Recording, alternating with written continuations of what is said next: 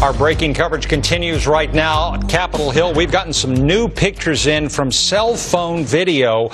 Chris Gordon's at the live desk. This seems to be the seconds right after the crash. Is that right, Chris? We are going to show you video that you will be seeing for the first time of the crash itself. Now, you mentioned that there was a chase after that fleeing suspected vehicle, the black vehicle where the suspect was going up Constitution Avenue. There was somebody with a cell phone.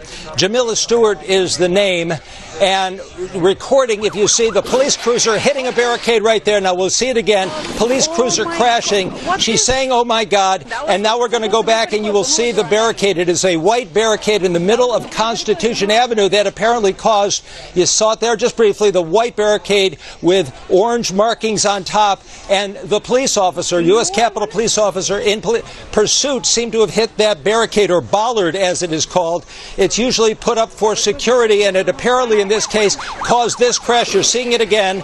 Take a look, and this again coming from cell phone video. This is Jamila Stewart saying, "Oh my God," and this is the U.S. Capitol police officer from that vehicle being transported.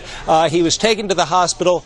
Apparently non-life-threatening injuries. But what you're seeing is a close-up given to NBC News from the cell phone taken at Constitution Avenue at first, as this U.S. Capitol police officer apparently was giving chase to the suspect's fleeing vehicle up Capitol Hill, and at first the Constitution hit a bollard or a barricade, causing the accident, and he is suffering from injuries from a traffic incident. That's the latest. Live from the news desk, Chris Gordon. Back to you. All right, Chris, and we know that the damage to that vehicle, we had another angle, and that showed significant damage, so much so that the officer had to be cut out of the car before he was placed on that gurney, then airlifted to MedStar Hospital. And there we see that video showed, just for a moment there, those are the barriers that are embedded in Constitution Avenue, and they can flip up, and they say stop on them. I'm not quite sure why the officer would hit them, because they would come up, maybe they came up too soon. I'm not sure how that happened. But those are barriers that sink down into Constitution Avenue, Independence Avenue, and some of the other streets around there, and they can flip up with a switch. And we have new video just coming into our newsroom of the chase scene. Al-Hura TV. And there is the vehicle. There's the vehicle. We had heard that the vehicle led police on a chase around the Capitol, around on that west side, and then stopped, that the driver stopped and exchanged gunfire with police, and then got back in the car, and that there was another chase before this all ended. You know, Jackie had mentioned there was a time that 4 or 5 officers had the guns drawn. That was it, and then she took off again. There we have another pursuit. You see, look at the tourists sitting there. Look how close the tourists are there. And they don't seem to be, as the other tourists were, lying down and afraid. They are watching all of this unfold. Sirens again blaring. Some are running there, you see. But can you imagine? You don't know what it is. Well, you know, I have to say, you know, there are movies made in town, and if you're just sitting down there, you're not expecting something to happen. Let's see it again here.